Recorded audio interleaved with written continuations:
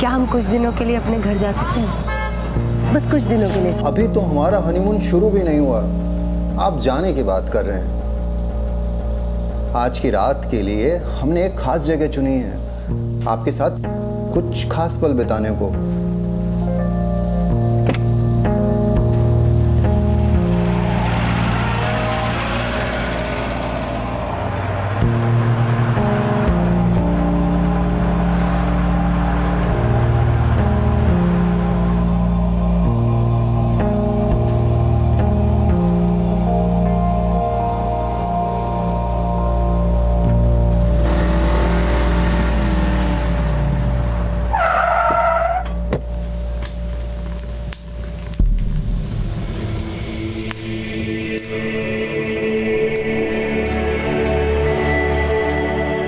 ये देखिए, आपके राजा ने अपनी रानी के लिए कितना सुंदर हवा महल तैयार करवाया है। आइए।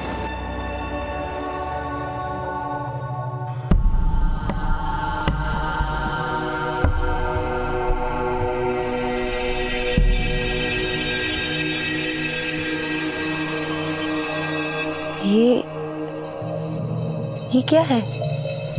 राजा की रानी को एक छोटा सा तोहफा।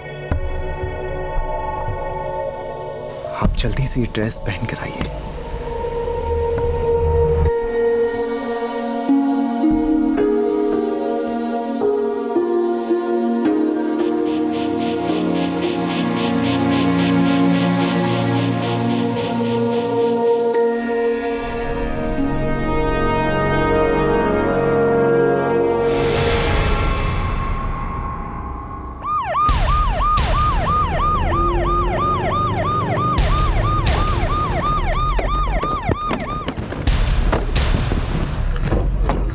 साइड है सर। चलो चलो दूर हटो। ओ तो ये माजरा है। आदित्य, एक काम करो, लाश को पोस्टमार्टम के लिए भेजो और इस कमरे की अच्छे से तलाशी लो। इस आदमी के बारे में सारी डिटेल्स चाहिए। इस आदमी का नाम क्या था? सर इन्होंने अपना नाम विपिन बताया था। आज ही रात उन्होंने वाइफ के साथ चेक इन किया था। वाइफ? वो क्या है? पता नहीं सर, इनको इन हालत में देखने के बाद हमने पूरा रिसोर्ट देखा पर उनका कहीं पता नहीं चला।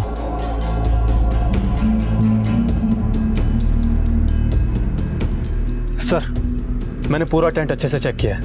विक्टिम का सारा सामान गायब है, मोबाइल, पर्स और यहाँ तक के सारे कपड़े भी। बीवी और सारा सामान सब कुछ गायब है और है तो सिर्फ एक चीज, एक 40-45 साल के आदमी की लाश। आदित्य, ऐसा करो, रिजॉर्ट के रजिस्टर में जाकर चेक करो। इसके डॉक्यूमेंट्स की कुछ जेरॉक्स कॉपी होगी और साथ ही इसके मोबाइल नंबर्स और परमानेंट एड्रेस लिखाया होगा, वो भी पता करो। सारी डिटेल्स निकालो, हमें फौरन इसके घर पे इत्तला करना होगा। राजस्थान के विपिन मारवा की अभी कुछ ही दिन पहले शादी हुई थी। अपने जीवन का एक लंबा पड़ाव अकेले पार कर चुके विपिन मारवा की खुशी का ठिकाना नहीं था। लेकिन इससे पहले कि वो इन खुशियों को यादगार बना पाते, किसी ने उनकी हत्या कर दी और उनकी हत्या के तुरंत बाद उनके साथ जयपुर घूमने आई उनकी पत्नी भी गायब हो गई। क्या विपिन मारवा की मौत और उनकी पत्नी का इस तरह से गायब हो जाना एक सोची समझी चाल थी? क्या इन दोनों घटनाओं के बीच में कोई संबंध था? कौन था वो शख्स जो विपिन मारवा पर नजर रखे हुए था? क्या विपिन मारवा की मौत एक हादसा था या फिर एक साजिश?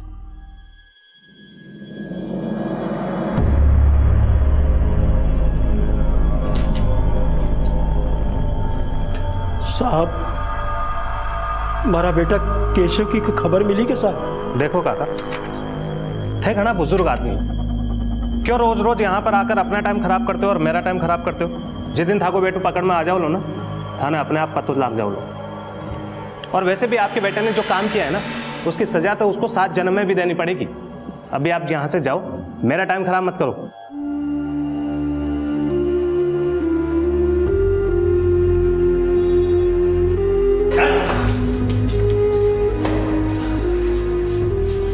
क्या हुआ? केशव का कुछ पता चला? दरोगा जी ढूंढ रहा है। वह कह रहा है कि जियाई मिल जासी, सबसे पहले आपा ने खबर कर सी, आप लोग केशव मिल जासी।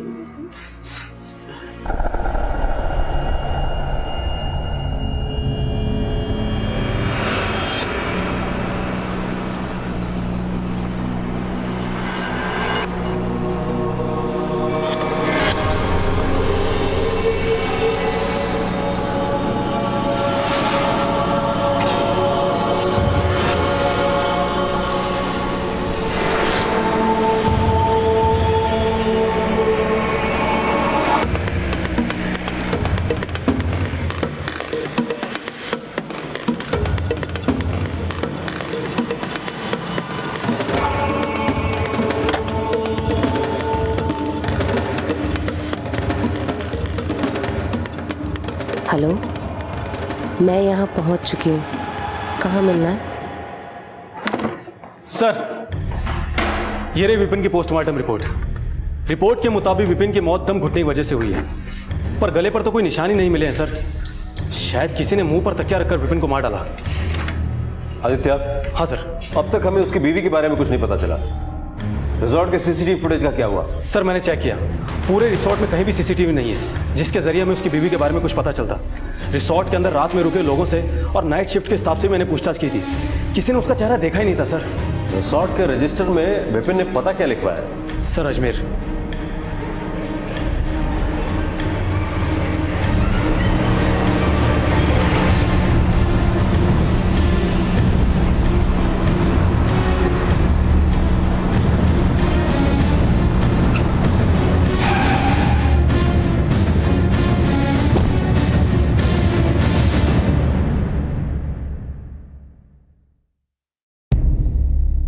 जी, आपके बगल में जो घर है विपिन शर्मा का, उनके साथ कोई और रहता था?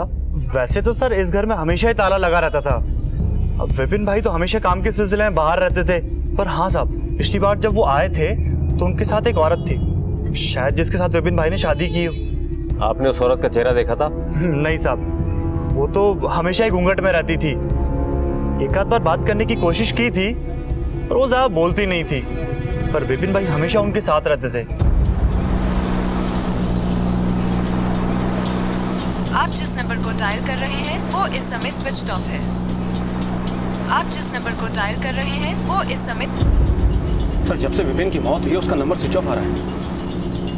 आदित्य, उसकी बीवी मोबाइल तक लेकर गई है और इसके पड़ोसी से बात करके ऐसा लगता है कि जैसे विपिन को भी उस औरत के बारे में ज्यादा कुछ पता नहीं होगा। 45 साल का था, अकेला, हो सकता है 20-22 साल की लड़की देखी और झटपट शादी कर ली, लेकिन उस औरत के लिए ये शादी नहीं बल्कि एक प्लान था, विपिन को बर्बाद करने का प्लान। एक काम करो। हाँ सर। विपिन के मोबाइल के पिछले एक हफ्ते के सारे डिटेल्स निकालो, वो कहाँ कहाँ गया, किससे मिला। अगर हमें ये पता चल गया तो शायद हमारे हाथ कुछ बहुत बड़ा सुराग लग सकता है। ठीक है सर। विपिन हनीमून पे था, वो जरूर कुछ होटल्स, रेस्टोरेंट्स, टूरिस्ट प्लेसेस पे गया होगा। उन जगह की सीसीटीवी फुटेज में हो सकता है हमें वो लड़की दिख जाए, या हो सकता है शायद कोई और हो जो इनके बारे में कुछ जानता हो।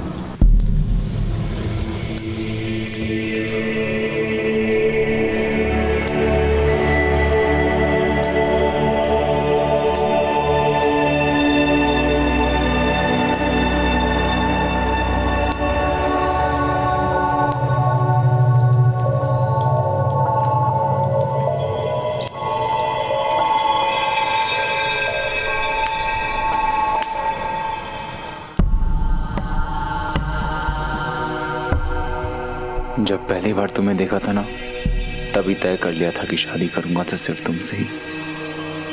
दिमाग से लेकर दिल तक की नसों में अब खून नहीं, सिर्फ तुम्हारा ही नाम दौड़ता है।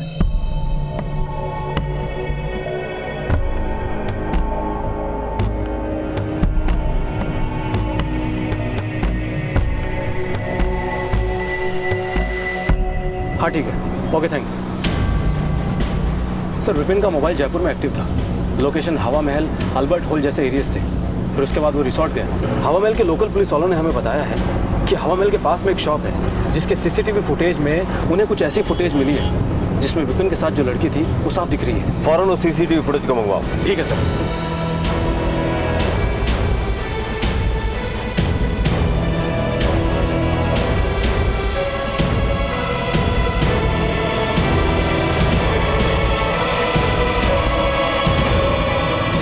आदित्य, इस गेट पे जूम करो।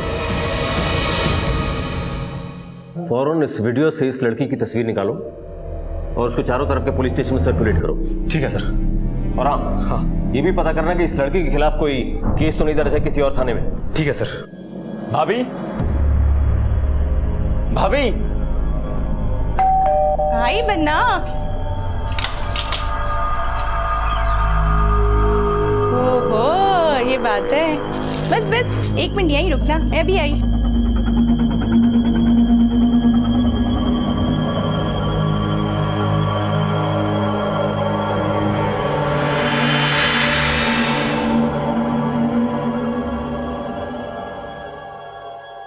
अपना दाहिना पैर आगे बढ़ा के इस कलश को गिराओ और घर में गृह प्रवेश करो।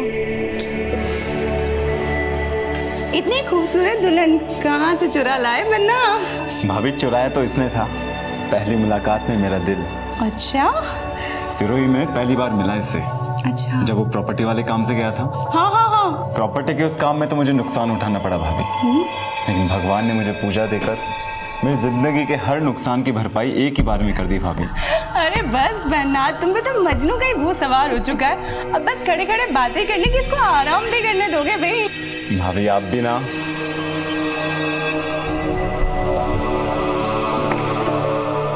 सर, राजवाड़ा पुलिस थाने से खबर आई है कि उस लड़की का नाम काजल है, जिसने कई लोगों को लूटा है और बचा हुआ सामान बटोर कर फरार हो गई है।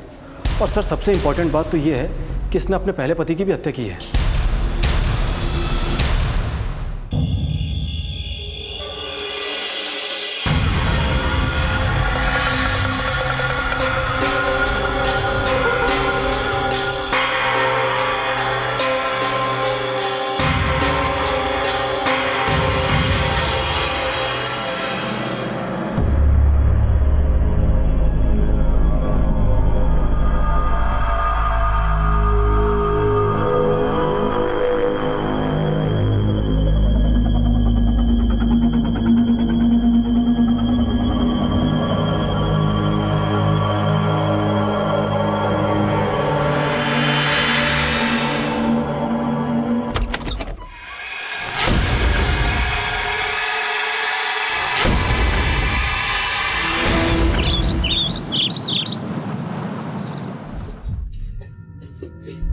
बन्ना, गुड मॉर्निंग। अरे बन्ना उठ भी जाइए। बन्ना, बन्ना। दो लोगों को जोड़कर एक नई जिंदगी देने वाली शादी की परंपरा अब लोगों से उनकी जिंदगी छीनने का कारण बनती जा रही थी। इन सभी केसेस में अलग अलग नाम तो सामने आए थे, लेकिन इन सब के पीछे चेहरा एक ही था। आखिर कौन थी ये काजल जो लोगों को अपना शिकार बना रही थी, और कौन था ये शख्स जो लोगों को इतनी बेरहमी से मौत के घाट उतार रहा था? इन सारे सवालों के जवाब रजवाड़ा में जयपुर पुलिस का इंतजार कर रहे थे।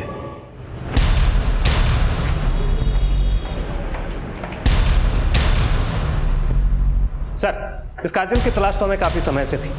काजल की शादी यहीं राजवाड़ा में प्रताप सिंह के साथ हुई थी, पर प्रताप और काजल का रिश्ता कुछ ठीक नहीं था। प्रताप उसके साथ में शारीरिक संबंध बनाना चाहता था, पर काजल को उसमें जरा भी दिलचस्पी नहीं थी। एक दिन काजल अपने घर से बाहर निकलती है, पर प्रताप को उस पर शक था, जिसकी वजह से वो काजल का पीछा करना शुरू करता है। और पीछा करते करते वो पास ही के जंगल में जा पहुंचता है। वहां जाकर देखता है कि काजल अपने प्रेमी केशव के साथ में कुछ आपत्तिजनक हालात में मिलती है। वो गुस्से में आकर काजल को उल जलूल कहने लगता है। इसके बाद केशव पेट्रोल छिड़क कर उसकी लाश को आग लगा देता है। उसी दिन से ये दोनों फरार हैं। अब काजल अपने हुस्न के जाल में लोगों को फंसाती है, उन्हें विश्वास दिलाती है और बाद में उनसे शादी कर लेती है, और केशव की मदद से उनकी हत्या कर उनका सारा सामान लूटकर भाग जाती है। हेलो, क्या?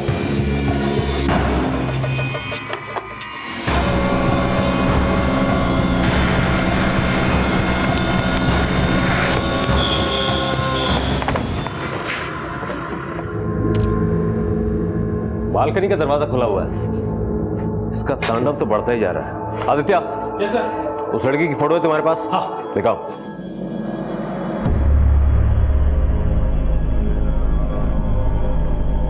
यही वो लड़की है जिसने अपना नाम पूजा बताया था? आपका देवर इस लड़की से कहाँ मिला था? सर वो प्रॉपर्टी के किसी काम से सिरोही गांव गया था। आपका देवर सिरोही किससे मिलने गया था? सर किसी जमींदार से मिलने गया था, संदीप नाम था शायद। वही वो इस पूजा से मिला और उससे शादी कर ली। आदित्य। हाँ सर। लाश को पोस्टमार्टम के लिए भेजो, हमें सिरोही जाना होगा काजल और केशव का पता लगाने। ठीक है सर।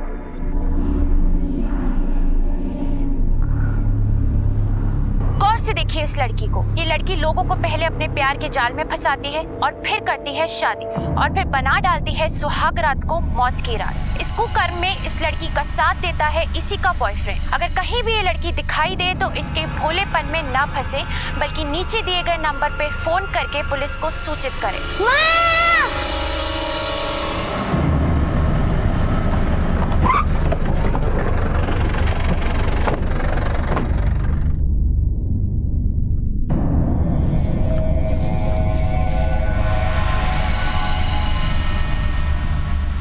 केशव आपका बेटा है? जी साहब। कहीं कोई खबर मिली? तुम आए ना, जा पानी ले रहा, मैं बात करूं यहाँ से। पर इन्होंने केशव के बारे में पूछा है, कुछ पता चला केशव को? देखिए माँ जी, हमें भी आपकी बेटी की तलाश है। उसने कई लोगों का खून किया अपने साथी काजल के साथ मिलकर। देखो साहब, मारो बेटो केशव और काजल एक दूसरे से प्रेम करे साहब। मैं कोई मंदिर में जाकर शादी कर ली साहब, क्योंकि काजल का घरवाला है ना साहब, मैं भी की शादी केशव से करवा में आनाकानी कर रहा साहब। उसने कभी आपसे मिलने की कोशिश की या कभी फोन किया? अगर फोन करते या मिलते तो मैं थाना का इतना चक्कर थोड़ी काटता साहब। मानो तो इतना ही पता है कि कड़े दूर शहर में चला गया साहब, अपनी नई जिंदगी की शुरुआत करवाना। फिर साहब एक दिन मैं देखो कि वो प्रताप के साथ शादी कर रही है साहब। प्रताप एक नंबर को सूदखोर है साहब, और भी को बाप मंगत साहब, वो भी एक नंबर को सूदखोर है। घना पीसा भरो पूरा परिवार है पीसा है साहब। हाँ ये तो मैंने पता है साहब कि प्रताप से भी को नातो ही हो साहब। नाता? नाता राजस्थान की एक ऐसी प्रथा जो कुछ समुदाय के लोगों के भले के लिए बनाई गई थी, जिसमें कम उम्र में विधवा बनी औरतों की दोबारा शादी हो सकती थी। किसी गलत रिश्ते में फंसे परिवार को बचाया जा सकता था। लेकिन धीरे धीरे समय के साथ ये प्रथा तो बदली ही, इससे जुड़े लोग भी बदलते गए। आज भी ऐसे कई गांव हैं जहां बेधड़क इस प्रथा के नाम पर औरतों की खरीद फरोख्त की जाती है। हमारे देश में ऐसे कई राज्य हैं, कई समुदाय हैं जिनकी अपनी अलग अलग मान्यताएं हैं, प्रथाएं हैं, और इनकी शुरुआत इंसानियत की भलाई के लिए ही की गई थी। लेकिन कुछ लोग ऐसे होते हैं जो हर अच्छे काम में गलत मकसद ढूंढ ही लेते हैं, और ऐसा ही कुछ देखने को मिला इस केस पे। सिरोही गांव के माने सब लड़का का घरवाला है ना सब, वे पीसा देर अपनी मनपसंद की लड़की से शादी कर सके साहब। माँ के घर में तो मच्छर मारो भी पाप है साहब, मारो बेटो कोई को खून को नहीं कर सके साहब। देखिए कई बार जो दिखता है वो होता नहीं है, और जो होता है वो दिखता नहीं है। इसी होने और दिखने के फर्क को पहचानना हमारा काम है, और आपका बेटा जो कर रहा है एक बाप होने के नाते आप सुन नहीं सकते, और कानून की नज़र में सब एक है। जिस दिन आपका बेटा हमारे हाथ आ गया उस दिन कानून का फंदा उसके गले में होगा। साहब मारो बेटो निर्दोष है साहब, मैंने छोड़ दो साहब। चलो साहब मारो बेटो निर्दोष है साहब, मैंने छोड़ दो, मारो बेटो निर्दोष है साहब। आप उठिए, चलो।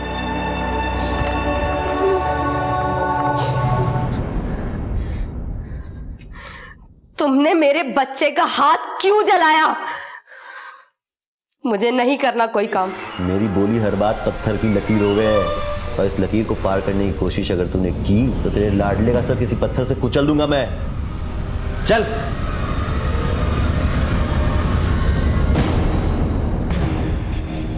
काका किसी संदीप को जानते हैं आप लोग जानते हो किसी संदीप को? भाई साहब ये जमींदार संदीप का घर कहाँ होगा? कौन संदीप?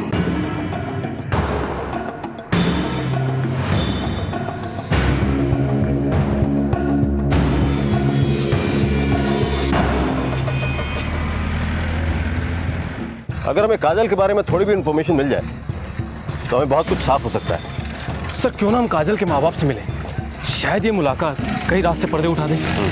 चलो।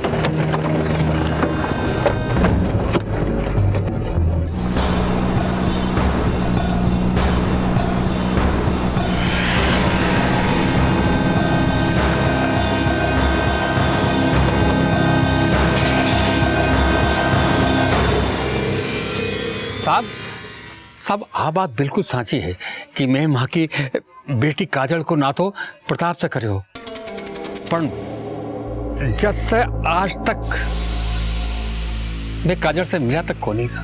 तो आप उससे अब तक नहीं मिल पाए, और यहीं आपके गांव का एक शख्स करण उससे मिलता है, यहीं के मंदिर में उससे शादी करता है, आपकी बेटी उसे जान से मार देती है। ये सब कैसे हो गया भंवर जी? आपका गांव तो 5 सड़कों में खत्म हो जाता है, इनमें से कोई भी रास्ता आपको अपनी बेटी तक लेकर नहीं गया। मैं आपने साची कह रहा हूँ, मैं काजल से बिल्कुल नहीं मिला, और जो करण नाम तो मैं आपका मुंडा तो सुन रहा हूँ साहब। मैं साहब आप मैं बता रहा हूँ कि काजल को चेहरो मैं जैसे कोने देखे हो जिससे वो प्रताप ने मारकर और केशव का साथ भाग नहीं गई। चलिए हम आपकी बात पर भरोसा कर लेते हैं, पर ये बताइए कि ये संदीप कौन है? संदीप कौन है साहब? कोई बात नहीं, हम फिर आएंगे अगर जरूरत पड़ी तो। लेकिन आप यही मनाना कि हमें वापस आने की जरूरत ना पड़े। चलो।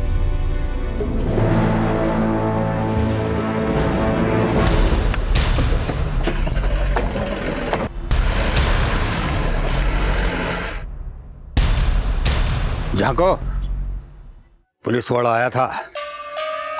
मैं थाने कह रहा हूं कि थोड़ा दिनों के वास्ते शांत हो जाओ। बड़े बड़े धमाकों के पहले छोटी मोटी चिंगारियों पे ध्यान नहीं देते। अब तक जो मिला वो तो फुलझड़ी थी। इस बार ऐसा खेल होगा कि पूरी दिवाली मनेगी दिवाली। ये मौका हमारे हाथ में ना हमारी किस्मत में आया है, इसे मैं इसी तरह जाने नहीं दूंगा। हाँ साहब, इंतजाम हो गया है। छोरी बहुत चौखो है, ख्याल रखेगी थारो। ऐसी लड़की की जरूरत है मुझे। हाँ भाई, वैसे ही ढूंढी है जैसे थारो को चाहिए थी। बाकी आप नाते के पैसे का इंतजाम रखो, जल्दी उसे लेके आपके गांव आता हूँ। अरे जल्दी से जल्दी आ जाओ, पीसा तो तैयार ही पड़ा है, चिंता क्यों करो हो। पैसे और लालच की नींव किसी भी रिश्ते को खड़ा नहीं होने देती, बल्कि उसे खोखला बना देती है। अक्सर कुछ लोग रिश्तों को बनाने से पहले इस ताक में रहते हैं कि आगे बनने वाले रिश्तों से वो कैसे मुनाफा कमा सकते हैं। और वहीं अगर ऐसे लोगों के हाथों में नाता प्रथा जैसी व्यवस्था लग जाए तो अंजाम बहुत भयानक हो सकते हैं। इस व्यवस्था का दुरुपयोग यहां भी हो रहा था, लेकिन कौन थे वो लोग जिनका चेहरा अभी सामने आना बाकी था। पर बहुत जल्द इस केस की सारी परतें खुलने वाली थी। ले जाओ, पेपर तैयार करवाओ। सर, गांव में तैनात हमारे कांस्टेबल से 2 बातें पता चली है। पहला तो ये है कि काजल के माँ बाप ने प्रताप के पिता मंगस से काफ़ी पैसा ब्याज पे ले रखा है, जिसकी वजह से उन्होंने काजल की शादी प्रताप से कराई। दूसरी इंपॉर्टेंट जानकारी ये है कि काजल का एक बेटा भी है, प्रताप से नहीं बल्कि उसके पहले पति केशव से, जो से प्रताप के साथ हुई शादी से पहले ही हो चुका था। मुझे पहले से ही काजल के परिवार वालों पर शक था। मुजरिम के साथ साथ उसे बचाने वाला भी बराबर का भागीदार होता है। वक्त आ गया है इस जुर्म से उनकी भागीदारी खत्म की जाए।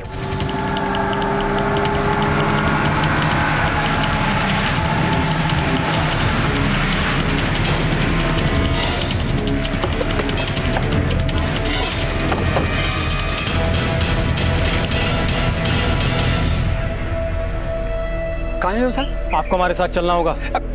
मैं कहीं कौन करूँ साहब, मैं कहीं कौन करूँ? कांस्टेबल, मैं कहीं कौन करूँ साहब? मैंने तो कहते मैंने हवालात में बताएंगे किसने क्या किया। चलो।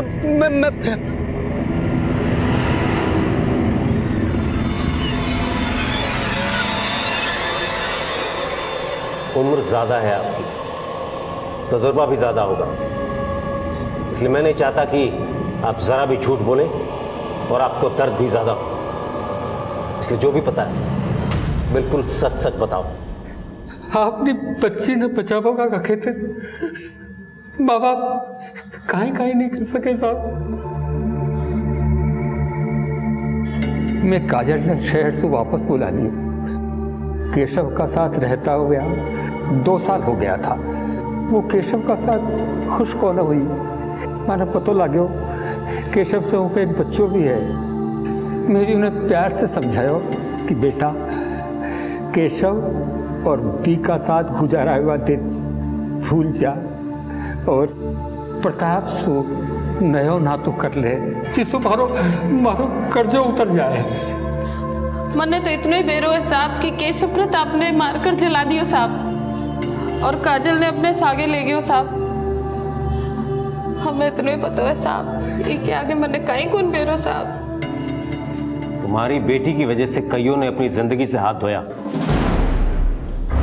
अब तक वक्त और किस्मत दोनों तुम्हारी बेटी का साथ दे रहे थे, लेकिन कानून ना वक्त को मानता है ना उसके हाथों में किस्मत की लकीर है जिसके आगे वो झुक जाए। तुम लोग जा सकते हो।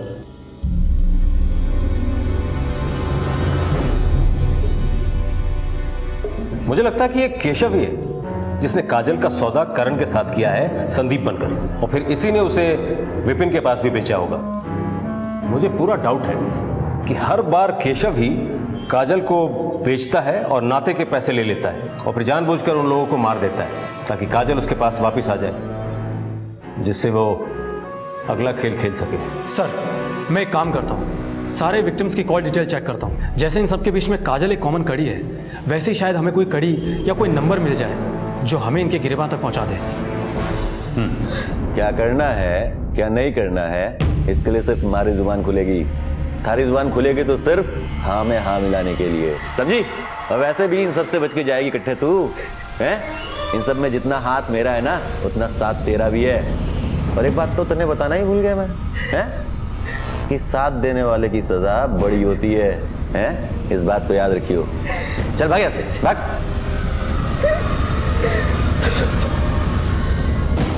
अच्छा ठीक है, हाँ मैं बात करता हूँ। ठीक है, अभी रखता हूँ फोन। ठीक सर, हमारा निशाना एकदम सही जगह पर लगा है। सारे विक्टिम के कॉल रिकॉर्ड में एक नंबर कॉमन है और विक्टिम को कॉल शादी के 2-4 दिन पहले ही किए हुए हैं। हालांकि बातों की ड्यूरेशन बहुत ज़्यादा नहीं थी। आदित्य, कई बार बड़ी बड़ी बातें कम शब्दों में ही की जाती। इस वक्त वो मोबाइल कहाँ है? सर अभी नंबर स्विच ऑफ है। इस नंबर का एड्रेस निकलवाओ और इस नंबर और इस फोन के IMEI नंबर को ट्रेस करने की कोशिश करो। ठीक है सर। बेटा, मम्मा जल्दी वापस आ जाएगी, जैसे हर बार आ जाती है। मम्मा, आपने किसी को मारा तो नहीं है ना? टीवी पर दिखा रहे थे।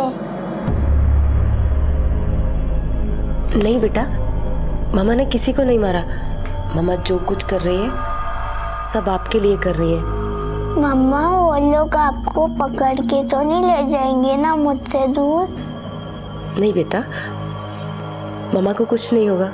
मामा बस यूं गई और यूं वापस आ जाएंगी, है ना?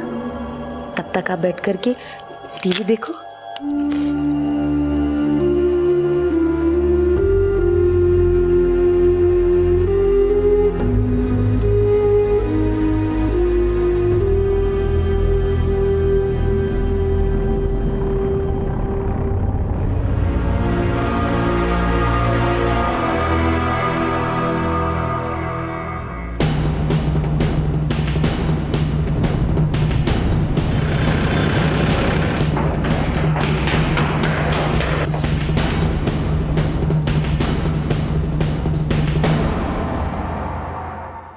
आदित्य, आसपास के घरों में पता करो, हो ना हो उन्हें यहां जरूर देखा गया होगा। एक्सक्यूज मी, आप इसी अपार्टमेंट में रहते हैं? हाँ सर, मैं यही रहता हूँ। ये कॉर्नर वाला फ्लैट किसका है? ये कॉर्नर वाला फ्लैट तो प्रताप भाई का घर है। आपने इन दोनों को यहाँ पे आते जाते देखा है कभी? हाँ सर, मैंने इस लड़की को तो यहाँ हमेशा आते जाते देखा है, पर मैंने इस लड़की को कभी यहाँ पे आते नहीं देखा। Thank you. आदित्य, कहीं ऐसा तो नहीं कि काजल ने प्रताप के इस एड्रेस का गलत फायदा उठाकर केशव को सिम कार्ड दिलवाया हो सकता है सर। एक काम करो, हाँ, हमें फौरन प्रताप के घर चलना होगा। ये पता लगाना बहुत जरूरी है कि इस पते पर कौन कौन आता था। ठीक है सर। साहब बड़े अच्छे हैं छोरी, लेकिन इनके छोरा छोरी इनको छोड़ के चले गए। अब इस हवेली का और इनका ख्याल थारे को रखना है।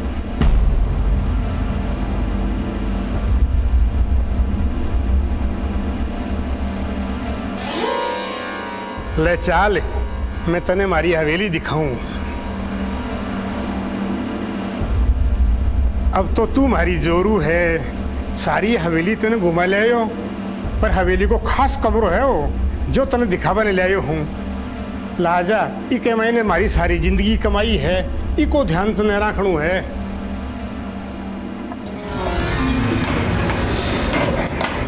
आ मारी जिंदगी कमाई है।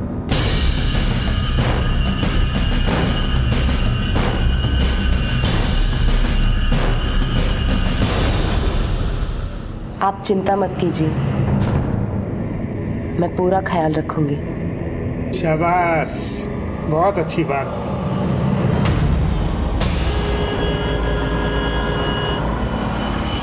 आदित्य, ये दूसरा आदमी कौन होगा काजल के साथ जो? आदित्य, हाँ सर, फौरन पड़ोसी को फोन लगाओ। ठीक है सर।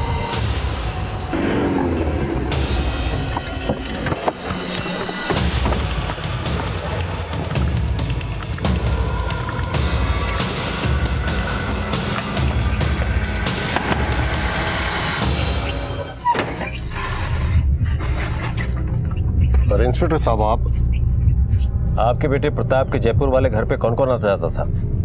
जयपुर वाला घर? अरे साहब, मेरे बेटे का तो जयपुर में कोई घर हो ही नहीं सकता। अरे जयपुर तो क्या, उसका तो कहीं भी घर नहीं हो सकता। उसके पास तो इतने पैसे थे ही नहीं, क्योंकि धंधे में इतना नुकसान हुआ था ना। नुकसान? हाँ साहब, मेरे बेटे को दारू पीने की बहुत बुरी लत लग गई थी। बात बात में गुस्सा करने लगा था। उसकी इसी आदत के कारण उसकी शादी नहीं हो रही थी, तो भी मैंने काजल से उसकी शादी करवा दी। उसके घर वाले भी इसलिए तैयार हो गए थे कि मैंने सोचा उनका कर्जा माफ कर दूंगा। मैंने सोचा था साहब शादी के बाद सुधर जाएगा। अरे क्या जरूरत थी उस केशव से उलझने की, आखिर मार दिया ना उस केशव ने मेरे बेटे को। गौर से देखो, यही आदमी था? हाँ साहब, यही आदमी था वो। एक बार फिर से सोच लो, पक्का याद है? हाँ साहब पक्का, यही था वो आदमी।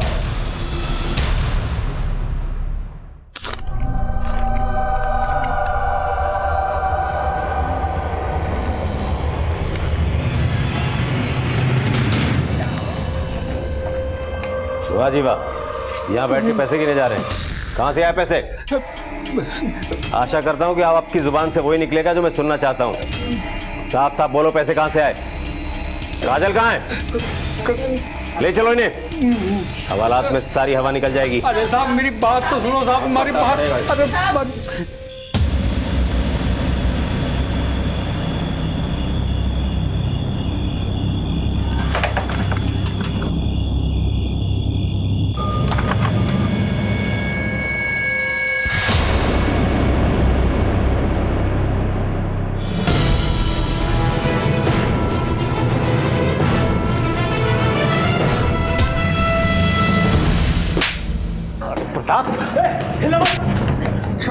तू है या तेरा भूत है ये?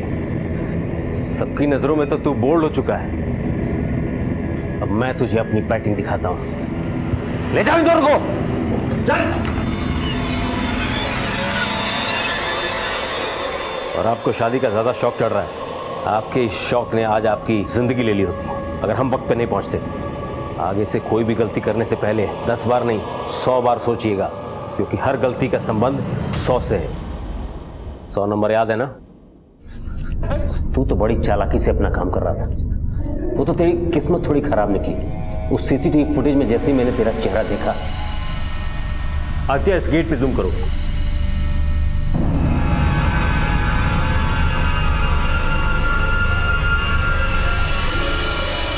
उसी समय सारा माजरा समझ गया था। और जब तेरे उस जयपुर वाले पड़ोसी को मैंने तेरी फोटो दिखाई, सारा मामला आईने की तरह साफ हो गया। गौर से देखो, यही आदमी था? हाँ साहब, यही आदमी था वो। देख प्रताप, गुनाह करने वाला कितने भी कदम आगे हो, कानून हमेशा उससे 2 कदम आगे होता है। तूने ये सोच कैसे लिया कि ये सब करके तू बच जाएगा? बोल! साहब, मारे को सूद ब्याज के धंधा में घना नुकसान पहुंचा। पिताजी को यही लगने लगा था कि मैं किसी काम का नहीं। काम करने काज का 2.5 से नाश का निकल जा मेरे घर से, निकल बाहर निकल। पर इस काजल की शादी जब मुझसे हुई तो मुझे इसके पहले पति केशव के बारे में और इसके छोरे के बारे में कुछ ना मालूम था। ठगा इन लोगों ने मुझको। मैंने उसी दिन तय कर लिया साहब कि इस काजल को ऐसा सबक सिखाऊंगा कि ये जिंदगी भर भूलना तो छोड़ो साहब, सांस सांस में जिएगी, सांस सांस में जिएगी। काजल बात थी, लेकिन वो कुछ कर नहीं सकती थी ना साहब, क्योंकि उसका बेटा तो पहले से मेरे पास था। फिर उसकी इसी मजबूरी का फायदा उठा के मैंने उसका नाता और लोगों के साथ कराना शुरू कर दिया। मेरी इस तरकीब में मुझे कुछ ही दिन में लाखों रुपए दिए। ये जयपुर वाला घर भी मैंने उन्हीं कमाए हुए पैसों से खरीदा है साहब। और तेरे उसी कमाए हुए पैसों से खरीदे हुए घर ने तुझे फांसी के तख्ते तक पहुंचा दिया है।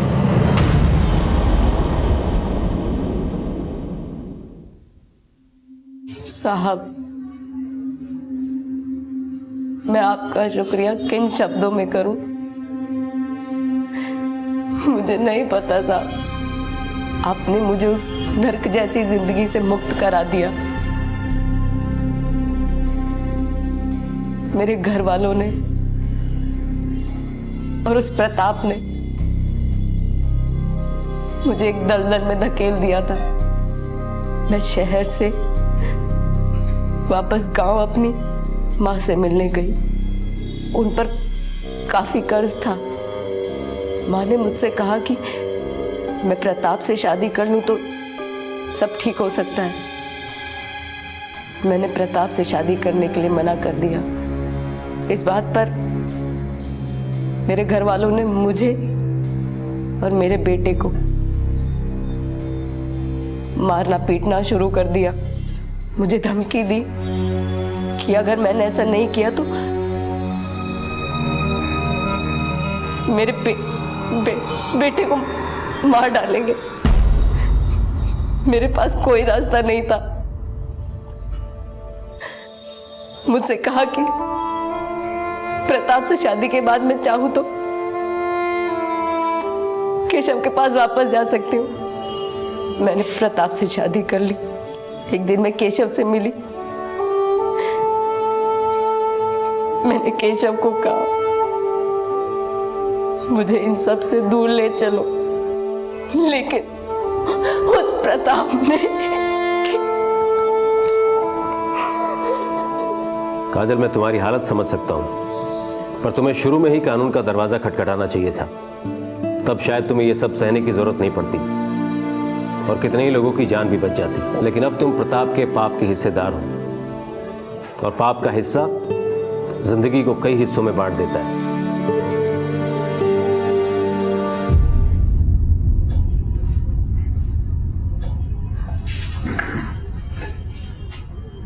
काजल, हम तुम्हारे बच्चे का पूरा ख्याल रखेंगे, उसे अच्छी शिक्षा देंगे, पर ये देखने के लिए तुम नहीं होगी, क्योंकि ये सारी बातें पुलिस को ना बताकर तुमने कहीं ना कहीं प्रताप का साथ दिया है। इस साथ में भले ही तुम्हारी रजामंदी ना हो, पर कानून की नजर में तुम भी एक मुजरिम हो। हवलदार, बेटा, खूब पढ़ना लिखना, खूब बड़ा आदमी बनना। जब आप बड़े हो जाओगे ना तो अपनी मम्मा को लेने आना।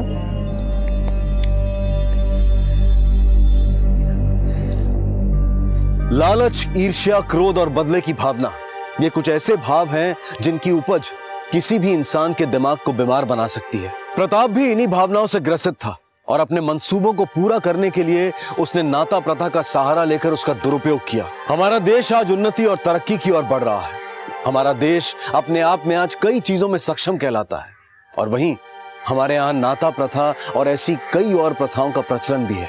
अगर ध्यान ना दिया जाए तो रीतियों को कुरीतियों में बदलने में देर नहीं लगती।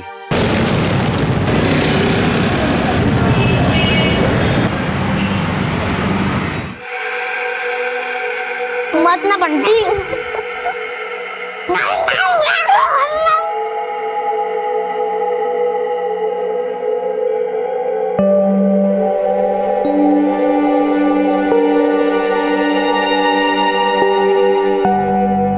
पापा, बंटी ज्यादा आइसक्रीम खा गया, मुझे और चाहिए। नहीं बेटा, फिर कभी, आज नहीं। बेटा आराम से बैठो। कितना मजा आता है। बस बस। कटारा बाइक में मैं तो दबी जाऊंगा।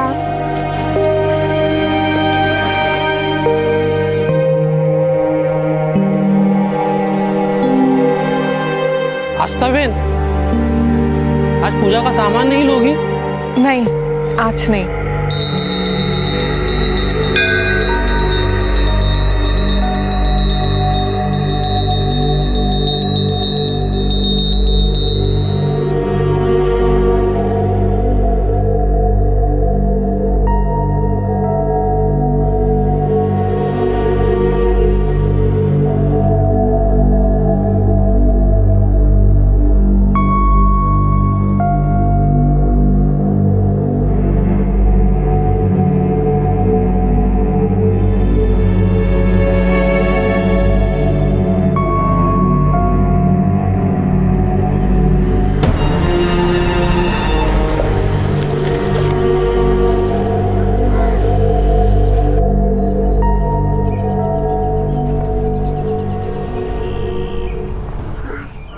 माँ बाप अपने बच्चों को सांसें देते हैं, लेकिन वो कौन सी वजह थी जिसने उन्हें अपने ही बच्चों की सांसें रोकने पर मजबूर कर दिया। कभी कभी हमें कुछ ऐसे मर्ज मिल जाते हैं जिन्हें अगर वक्त रहते ठीक नहीं किया जाए तो वो नासूर बन जाते हैं, और ये नासूर इतने गहरे हो जाते हैं कि बाद में उन्हें किसी दवा से भी नहीं भरा जा सकता।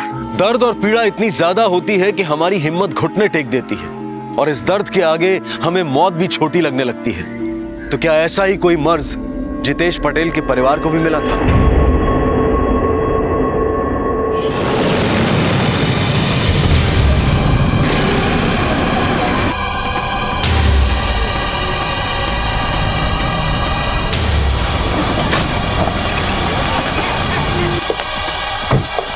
हट जाइए प्लीज यहाँ से। आप में से किसी ने इन्हें यहाँ देखा था इस हादसे से पहले? जी साहब, मैं पास ही से गुजर रहा था कि अचानक मुझे कुछ आवाज आई।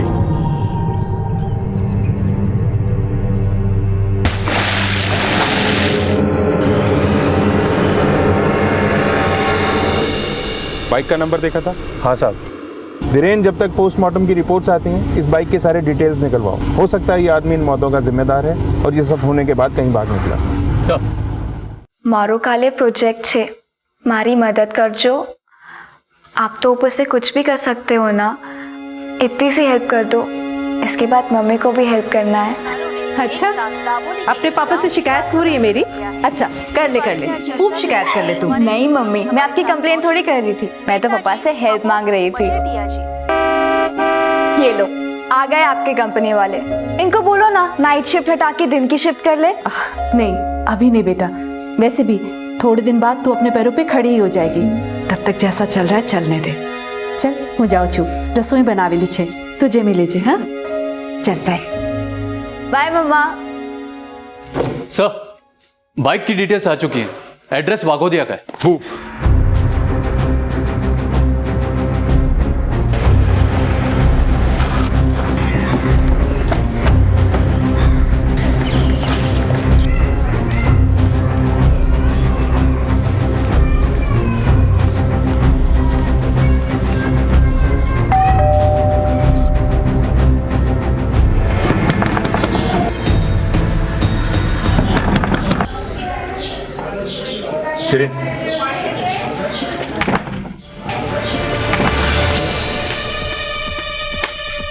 घर का कोना कोना छान मारो। सर।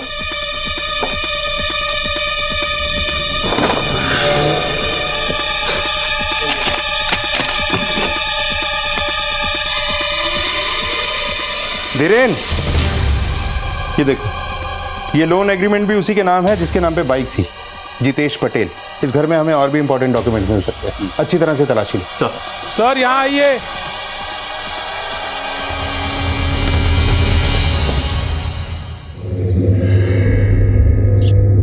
सर, ये वही बाइक है, नंबर सेम है। सर, अंदर आइए जल्दी।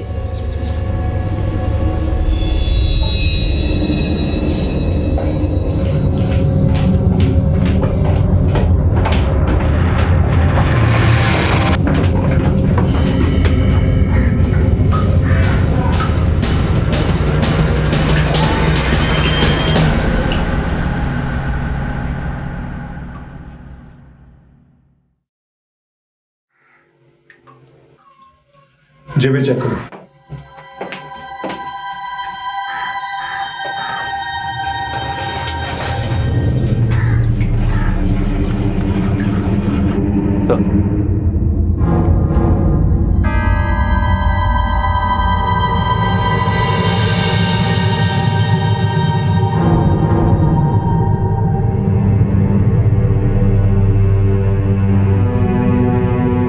फौरन बॉडी को पोस्टमार्टम के लिए भेज दो। सर, ये बात बड़ी अजीब सी है धीरे।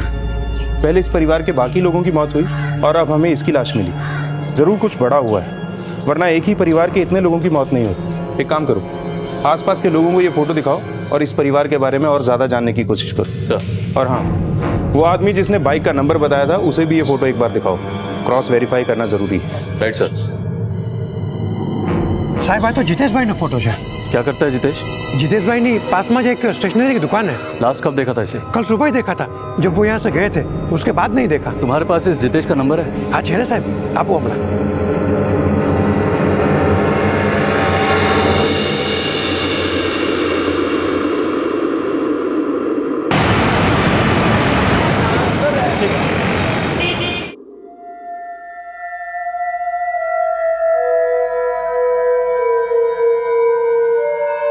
अरे आप लोगों ने इतना वक्त क्यों लगा दिया यहाँ आने में? ऑलरेडी बहुत देर हो चुकी है। ये देखो, ये स्पॉट दिख रहा है। आई थिंक सर्जरी की इमीडिएटली जरूरत है। लेकिन डॉक्टर साहब सर्जरी? सर, इसमें कितना खर्चा आ जाएगा? करीबन 5 लाख के आसपास। 5 लाख? हाँ जी। इतना पैसा कहाँ से लेके आएंगे हम? आप लोन लीजिए ना, आजकल मेडिकल लोन आसानी से मिल जाता है। इतनी जल्दी हमें लोन कैसे मिलेगा? मैं एक एजेंसी को जानता हूँ, अगर आप चाहो तो। जी सर।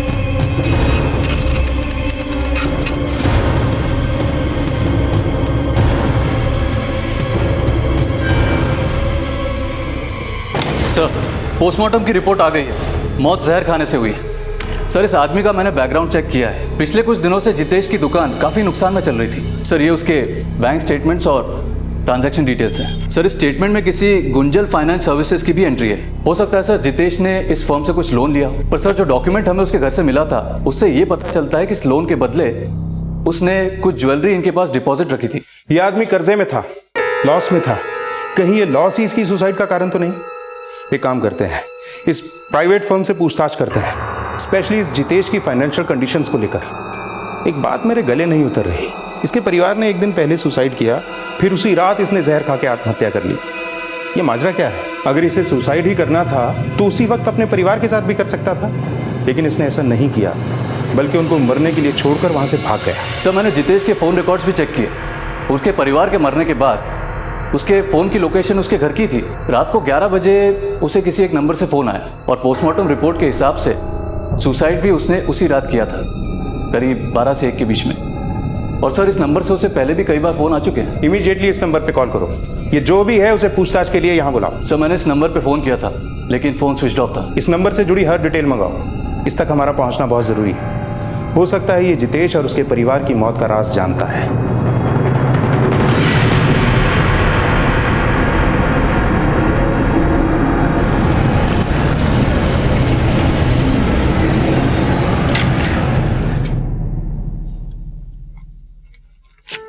अरे, सिर्फ 1 सेंटीमीटर का फासला रहेगा। लोग तो कहते हैं कि इस हेलमेट से लाइफ की सेफ्टी बनी रहती है। अरे कहीं यही हेलमेट मेरे हार्ट अटैक का कारण ना बन जाए। और रैली, जब मेरा कॉलेज खत्म हो जाएगा तब क्या करोगे? करना क्या है? तुम्हें कहीं और ड्रॉप कर दिया करूंगा। मैं कोर्स खत्म होने के बाद किसी बड़े शहर में चली जाऊंगी, अपने सपनों को पूरा करने। अरे बाबा, तुम किसी भी शहर में जाओ, और जो तुम्हारा दिल है ना, वो तो हमेशा मेरे पास ही रहेगा। एंड बाय द वे, तुम्हें अपना हर एक सपना पूरा करना चाहिए। तुम्हारे इस सपने के लिए तुम्हारी माँ ने कई नींदें बर्बाद की है। हाँ आनंद, मुझे जैसे ही जॉब मिल जाएगा ना, मैं सबसे पहले मम्मी से कहूँगी कि वो अपनी जॉब छोड़ दे। आशना, जो तुम्हारी माँ ने तुम्हारे लिए किया है ना, शायद किसी और की माँ ने कभी नहीं किया होगा। फैशन डिजाइनर बनने का सपना पूरा करना, वो भी अकेले दम पर, छोटी बात नहीं है।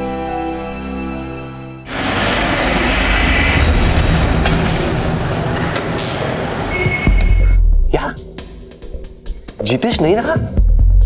साहब, बहुत सारो मानस હતો। मेरे पास आया था तो बहुत मुसीबत में था। कितने का लोन लिया था जितेश ने?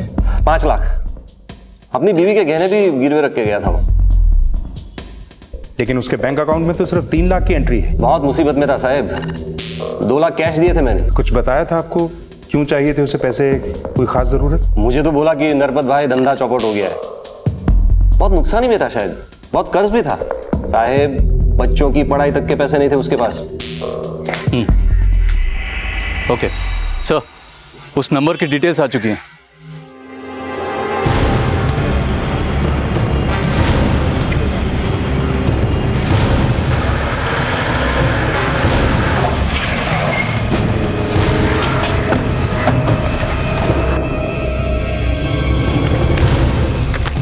सर, यही का एड्रेस है जिस नंबर से जितेश को अक्सर कॉल आते थे। किसी कुंतल शाह के नाम से रजिस्टर्ड है। इस घर की अच्छे से तलाशी लेनी है। सारे कमरों की तलाशी लो।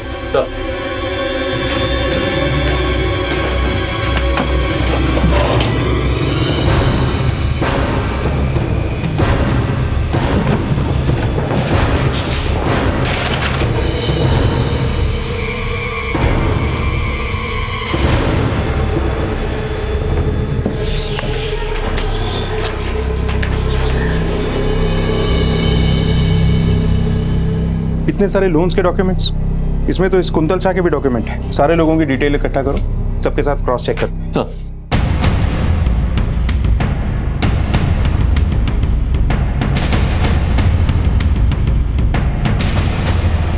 हेलो,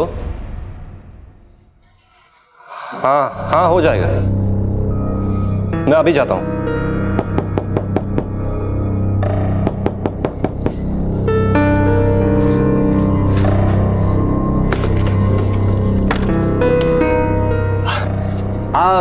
છાયા ભાયાણીનું ઘર છે? હા, હું છું છાયા. બોલો, શું કામ છે? मुझे डॉक्टर वासवाणी ने आपके बारे में बताया था। आइए, अंदर आइए.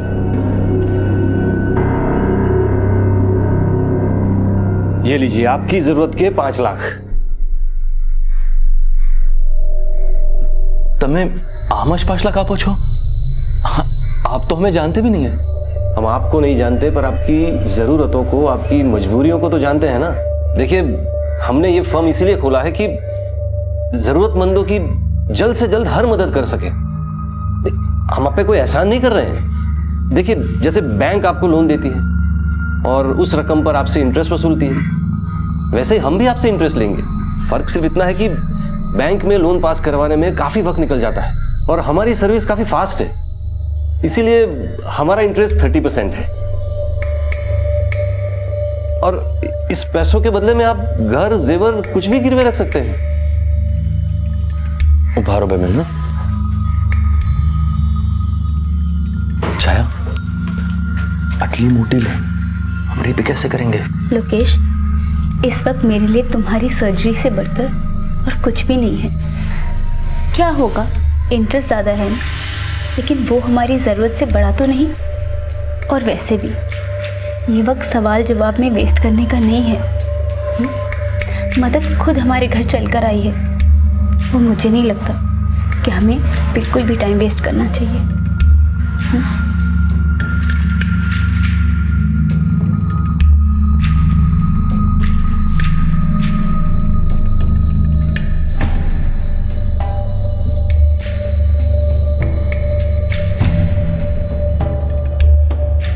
बहुत बहुत शुक्रिया, इतने कम वक्त में आपने हमारी इतनी मदद कर दी। 1 मिनट, आप इस फॉर्म पर यहां पर साइन कर दीजिए। ये लीजिए, और आपके घर के पेपर्स मुझे दे दीजिए। आमतौर पर जब हम एक बैंक से अपने निजी खर्चों के लिए लोन लेते हैं तो हमें उस पर लगभग 14 से 16% का ब्याज भरना पड़ता है, और इस ब्याज को भरने के लिए एक तारीख मुकर्रर होती है। लेकिन अचानक इस तरह कोई किसी की मदद क्यों करना चाहता था? कौन था यह शख्स जिसने छाया के सारे डॉक्यूमेंट्स को वेरीफाई किए बिना ही उसे 5 लाख रुपए नकद दे दिए? सर्जरी तो सक्सेसफुल रही, पर अभी 7 दिनों तक पेशेंट को रेगुलर मॉनिटरिंग की जरूरत है, इसलिए अभी उनको डिस्चार्ज नहीं कर सकते। Thank you doctor.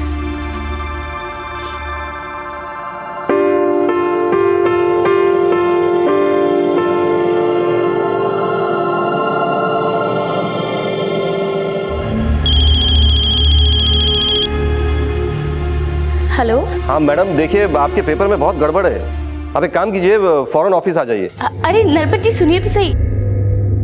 हेलो।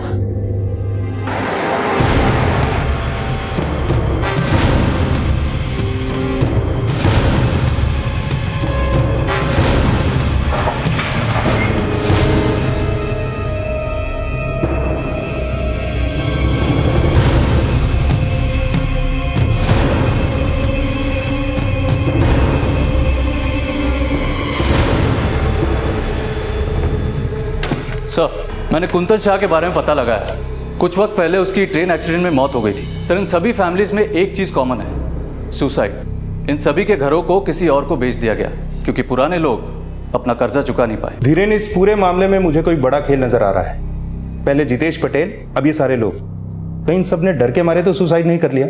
हो सकता है सर। इस स्केच को बनाने में भी हमारी ज़्यादा लोगों ने मदद नहीं की। बहुत लोग डरे हुए हैं सर। वो तो कुछ लोग थे जिन्होंने इस शख्स को उन घरों में आते जाते देखा है, इसलिए स्केच तैयार हो पाया।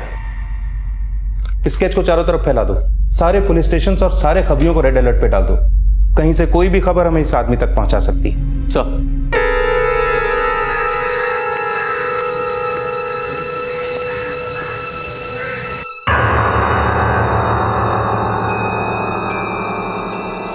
भाई અહીંયા नरपत भाई छे? आइए बैठिए। उन्होंने मुझे फ़ोन किया था, कह रहे थे कि कागज़ में कुछ गड़बड़ है। देखिए मैडम, कागज वागज का मुझे जमता नहीं है, वो सब नरपत भाई देखते हैं। मैं तो यहाँ बस रिकवरी का काम करता हूँ। उन्होंने मुझे बोला कि मैं आपसे 5 लाख रुपए ले लूँ। क्या? पर अभी मैं वो पैसे नहीं लौटा सकती। मैंने तो सारे पैसे अपने पति के इलाज में खर्च कर दिए। कोई बात नहीं, पर आप इंटरेस्ट तो पे कर सकती हैं ना? हाँ हाँ, वो मैं पे कर दूंगी हर महीने। हर महीने नहीं मैडम, अभी। अभी? अब अचानक से मुझसे ऐसे इंटरेस्ट कैसे मांग सकते हैं? और इंटरेस्ट की इतनी बड़ी रकम इतने कम टाइम में मैं कैसे इंतजाम करूंगी? तो फिर मुझे आपका घर नीलाम करना पड़ेगा। नहीं नहीं, प्लीज आप ऐसा कुछ मत कीजिए। और वैसे भी उस एग्रीमेंट में ये क्या लिखा था कि आप अचानक से कभी भी इंटरेस्ट मांग सकते हैं? आपके डॉक्यूमेंट भी कहाँ ठीक थे मैडम? रिकवरी करना ही मेरा काम है मैडम, और रिकवरी तो मैं करके रहूंगा।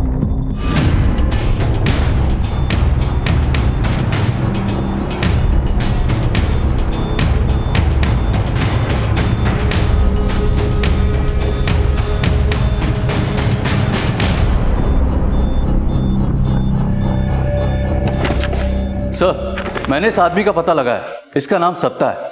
लोग इसे सत्ता बाउंसर के नाम से भी जानते हैं। कुछ पुलिस स्टेशन से मुझे इसकी क्राइम हिस्ट्री मिली। ये कई बार जेल भी जा चुका है। आजकल सूदखोर इस सत्ता से अपने बकाया पैसे निकलवाने का काम भी लेते हैं। वो सारे डॉक्यूमेंट्स और डिटेल्स इस सत्ता को देते हैं और सत्ता उन सभी डिटेल्स को लेके अपनी स्टाइल से सारे पैसे निकलवाता है। सर, जितेश पटेल ने जिस नरपत से पैसे उधार लिए थे, वो नरपत भी इसके कांटेक्ट में था। ये सत्ता आप कहाँ है? सर, इसके बारे में तो किसी को कुछ नहीं पता, लेकिन मैंने अपने खबरियों को बोल दिया है, वो इसका पता लगाएंगे। इस नरपत को सर्विलेंस पे डाल दो। ये सत्ता और नरपत जरूर मिलेंगे, तभी हम इस सत्ता को पकड़ पाएंगे। बस बस बस। માં, આજ મેરા ફાઇનલ પ્રેઝન્ટેશન હે. મેં આ બધી ડિઝાઇન તમને જોઈને બનાવી છે. एक माँ जो दिन रात अपनी बेटी को आगे बढ़ाने के लिए जी जान से काम करती है। आई एम श्योर उन्हें मेरे डिज़ाइन ज़रूर पसंद आएंगे और मेरा एक बड़ी सी कंपनी के लिए कैंपस सिलेक्शन होगा। बस एक बार सिलेक्शन हो जाए ना, तब आपको काम करने की कोई ज़रूरत नहीं। खुश रह, मारा आशीर्वाद हमेशा तारे साथ ही छे।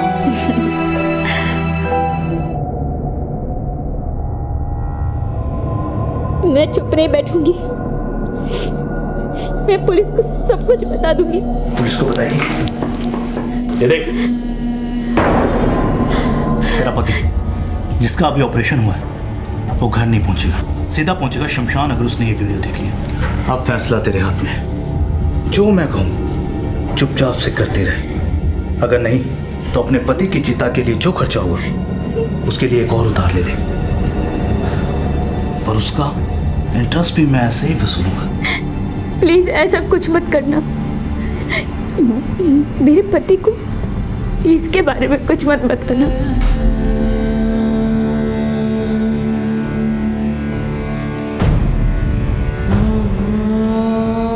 तेरा पति जिसका अभी ऑपरेशन हुआ है वो घर नहीं पहुंचेगा, सीधा पहुंचेगा शमशान अगर उसने ये वीडियो देख लिया।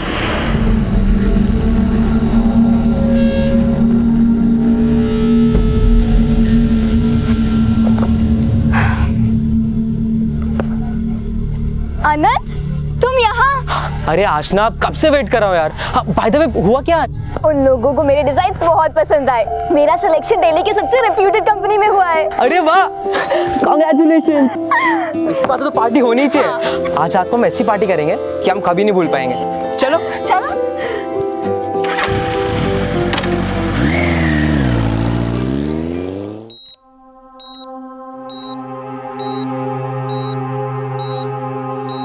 હવે કેવું લાગે છે? एकदम सारू। शायद तुमने जो किया बिल्कुल ठीक किया। पैसा लेना एकदम सही डिसीजन था। मुझे बिल्कुल दर्द नहीं हो रहा।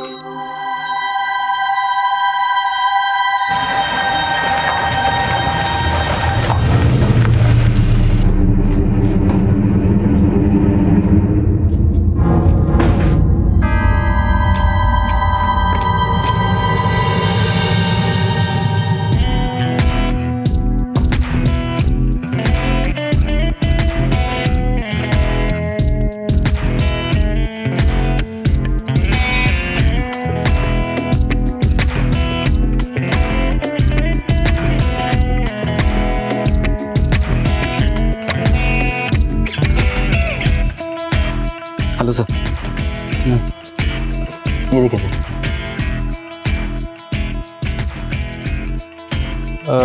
ये वाली सर ये अवेलेबल नहीं है, पर हमारे पास और ऑप्शन है, आप और देख सकते हैं।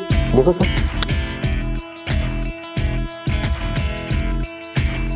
ये चलेगी। आओ सर।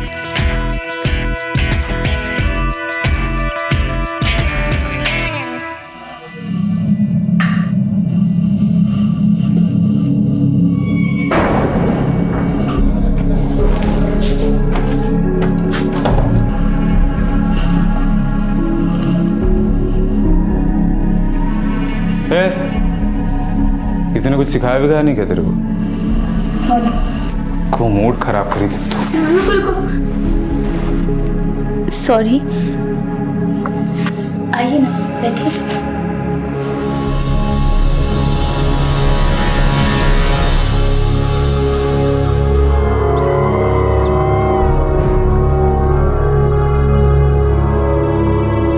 अक्सर जब हम बुरे वक्त और बुरे हालात से घिरे होते हैं, तब हमारे अंदर एक बेचैनी होती है। एक बेचैनी कि कैसे इस हालात से जल्द बाहर निकला जाए। और इस बेचैनी में कभी कभी हम कुछ ऐसी गलतियां कर बैठते हैं जो हालात को बद से बदतर बना देती हैं। सत्ता और नरपत लोगों की इसी मजबूरी का फायदा उठाकर उन्हें एक ऐसे दलदल में धकेल देते थे कि जिसके बाद किसी के भी जीने की इच्छा ही खत्म हो जाए। अब तक पुलिस को जिन लोगों के बारे में पता चला था, वो सभी नरपत और सत्ता के चक्रव्यूह में फंस चुके थे और हालात के साथ लड़ते लड़ते उनकी हिम्मत ने भी दम तोड़ दिया था। एक बार फिर एक मासूम जिंदगी इस जाल में फंसने वाली थी। उसके साथ कुछ ऐसा होने वाला था जो उसके द्वारा देखे गए किसी भी डरावने सपने से ज्यादा डरावना होगा।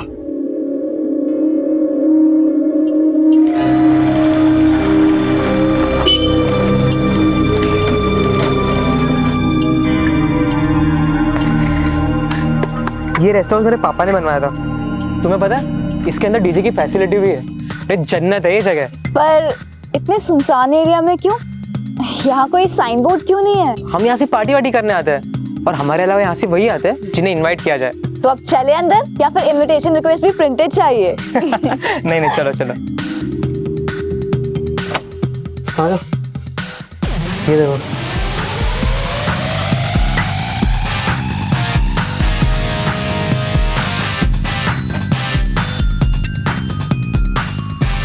आनंद, ये सब लोग कौन है?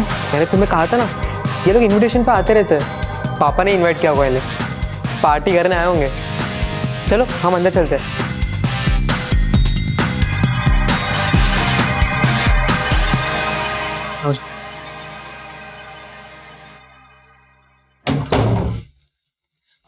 तुम फ्रेश हो जाओ, मैं कॉफी लेकर आता हूँ।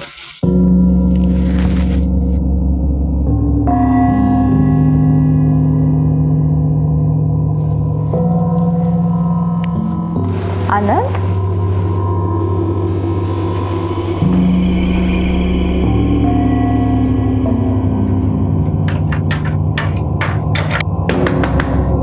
आनंद, आनंद।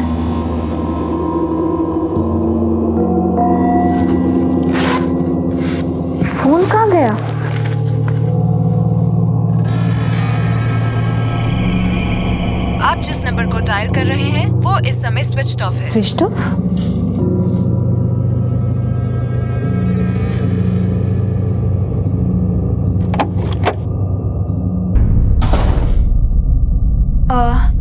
मैं यहाँ आनंद के साथ आई थी, जिसके पापा का ये फार्म हाउस है। उसके बाप का नहीं, हम सबके बाप का। एक्चुअली बाप का नहीं, हम सबके बाप का घर है। क्या मतलब? मतलब ये कि तुम्हारा बॉयफ्रेंड तुम्हें नहीं दिखाई देगा, क्योंकि वो तुम्हें यहाँ जानबूझकर लेकर आया। क्या बकवास है ये? कौन हो तुम और आनंद कहाँ है? मैं कौन हूँ, क्या हूँ, कैसा हूँ, ये तुम डिटेल में जान जाओगे। तुम तो क्या, यहाँ की कई लड़कियां मुझे जानती हैं, और औरतें भी। क्या बकवास है ये? तुझ पे तो मेरी नजर कई सालों से थी, पर अफसोस शिकार तेरी माँ का हुआ। तेरी माँ ने तेरी एजुकेशन के लिए हमसे लोन जो लिया था, और बदले में हमने भी उसे एजुकेशन दे दी। अब तेरी बारी इस एग्जाम को पास करने की।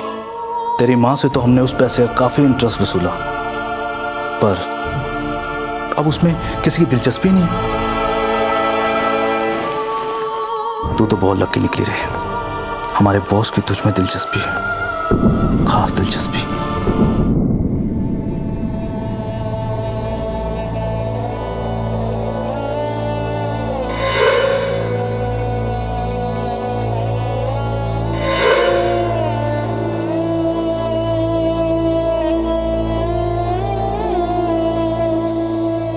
जरूरत में ली गई मदद की किश्त एक बार फिर सांसों से चुकाई गई।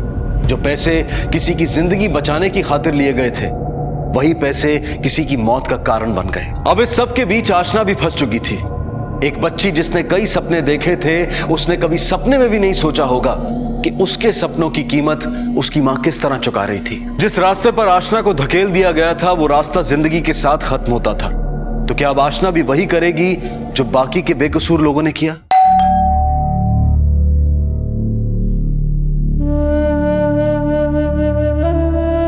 आशना, कहाँ रह गई थी तू? मैं कितनी देर से तेरा इंतजार कर रही हूँ। आशना, क्या हुआ? तू रो क्यों रही है? मम्मी, मैंने दिल्ली में काम मरी गई छे। ये तो खुशी की बात है। फिर तू क्यों रो रही है? मेरा बच्चा, कंग्रेचुलेशन बच्चा।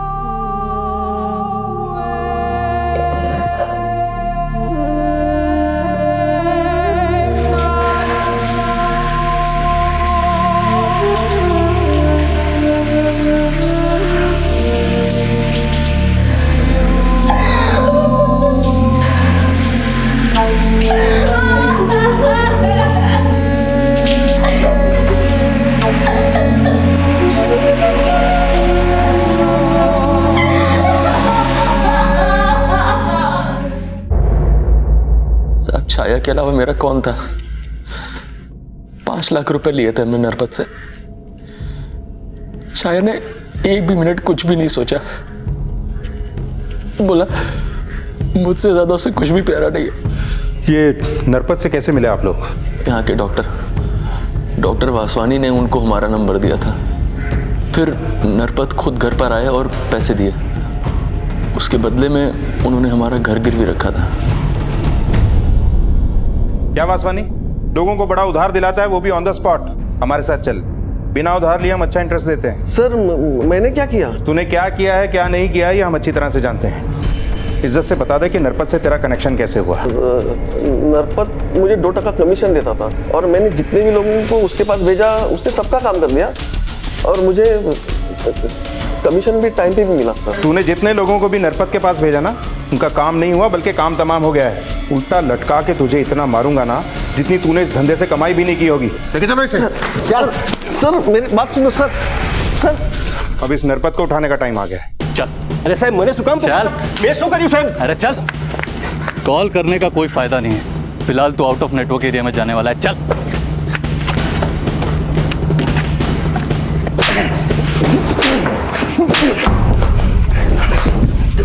देखिए साहब, छाया और जितेश की मौत से मेरा कुछ लेना देना नहीं है साहब। पर सत्ता से तो लेना देना था ना।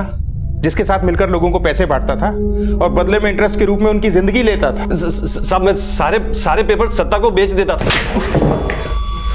और सब वो इंटरेस्ट के रूप में सारे पैसे मुझे देता था वापस वो, और बाकी बचे जेवर और घर के पेपर्स मुझसे ले लेता था। सत्ता कहाँ है? पता नहीं साहब, वो अलग अलग नंबर से फोन करता था और वो नंबर भी उन्हीं के नाम से खरीदता था जिसके पेपर्स उसके पास होते थे। सर, इसकी बेल लेके इसका वकील आया है। ये मत सोचना कि इस बेल से छूट के तू बच जाएगा।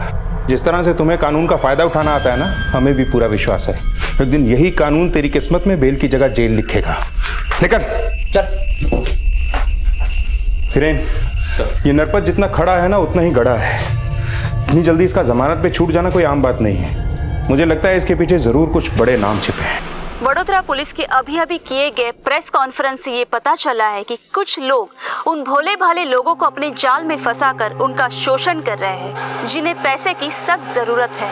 उन लोगों को पहले ये पैसे कम समय में उपलब्ध कराए जाते हैं और पैसे ना देने के बाद उनकी घर, जमीन और जेवर जब्त किए जाते हैं। पैसे देने वाले लोग ब्याज लेने के लिए किसी भी वक्त वहां पहुंच जाते हैं। इसके बाद शुरू हो जाती है उन परिवारों के साथ जुल्म की एक दर्दनाक कहानी। वडोदरा पुलिस ने सब लोगों से अनुरोध किया है कि जिसके साथ भी ये घटना हो रही है वो कृपया सामने आ जाए। उनका नाम गुप्त रखा जाएगा और उन्हें पूरी तरह सुरक्षा दी जाएगी। आज ना मैं काम पर जा रही हूँ, खाना टेबल पर रखा है, निकाल कर खा लेना और टाइम से सो जाना बेटा। हाँ मम्मी, હવે તમને કામ કરવાની જરૂરત નથી। अब मैं हूँ ना, मैं सब संभाल लूंगी।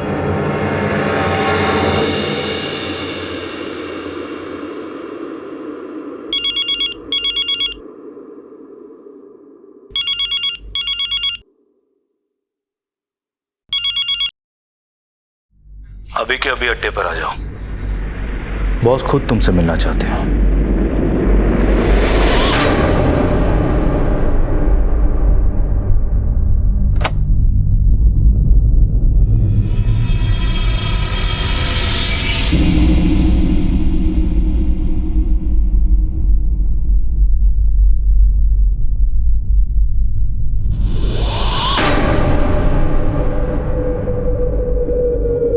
ठीक है, भले।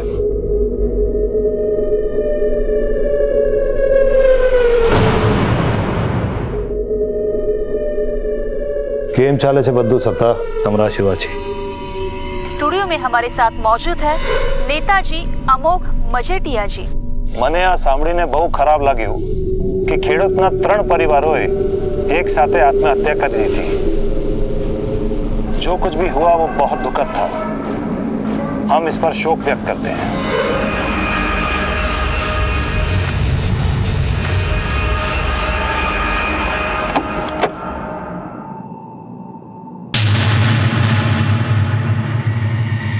आप अमोघ मजेठिया है ना? अरे वाह, मुझे नहीं पता था कि मेरा इतना क्रेज है आजकल की बच्चियों में। इसीलिए तो मुझे तुम्हारी जैसी पढ़ी लिखी लड़कियां इतनी पसंद है। तुम्हारी पसंद और नापसंद का ख्याल तो लॉकअप में रखा जाएगा अमोघ मजेठिया। ले चलो इसे। इसको लेकर जा रहा है पता है ना? अब बस मुंह बंद, वरना अच्छा नहीं लगेगा कि भरे बाजार में नंगा करके लड़कियों से जूतियां पड़वाऊंगा। ले चलो इसे।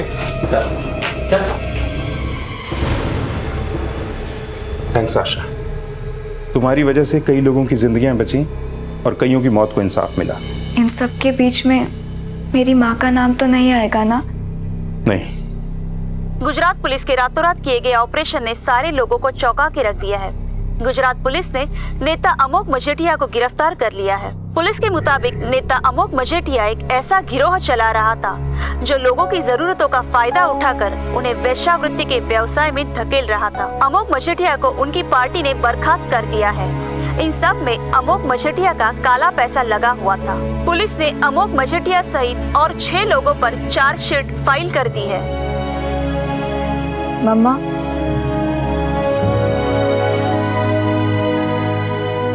दिल्ली चले?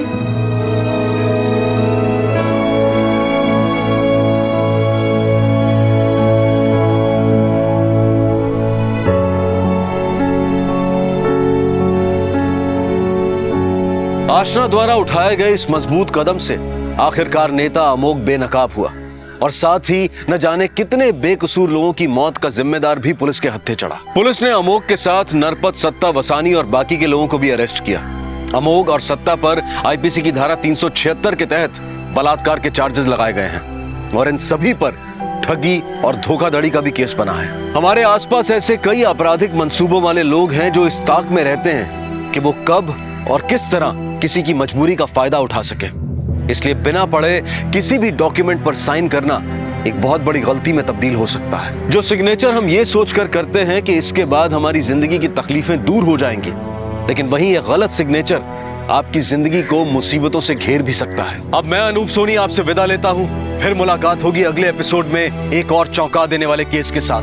तब तक अपना और अपने परिवार का ख्याल रखें और देखते रहें क्राइम पेट्रोल डायल 100। सबक एक को सीख हम सबको। जय। क्राइम पेट्रोल के और भी दिलचस्प कहानी देखने के लिए हमारे चैनल को सब्सक्राइब करें और बेल आइकॉन दबाना न भूलें।